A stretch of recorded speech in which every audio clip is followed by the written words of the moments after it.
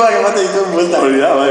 Heavy metalen aipatu zu, ez dakit talde den batean ibili zara, Nabari... Bai, Nabari taldean hasi nintzen, bai, 19 urtekin hasi ginen.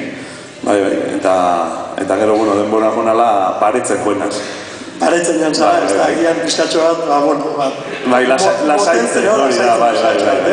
Bueno, gero hitzen dugu baita diska berriak eta dakarzki dutelako, hemen bai, Sirokak talde berria ere, Sirokak diska barria edo disko liburu DVD edo dena delako barria, baizik eta Ultsa ere talde berri bat sortu duzuen, Erizen laguntzarekin, eta nake ona ekarri dugun Eriz ere, Eriz zuretzako galderatxo bat, zuk ez duzu kantatzen normalean, edo bai?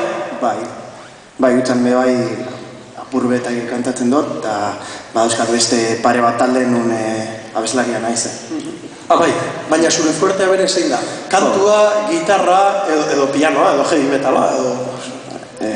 Gitarra uste dut, baina bueno, horretan ez dakit, ni estilo honitzetako musika egiten dut, normalean, bai akustikoa, ni bai etxeri gertatu zaio moduan, ni hasi nintzen heavy metalean edo transmetalean eta orain ditu, bai. Orain akustikoak egiten eta olako antzokietan zatxeko bat.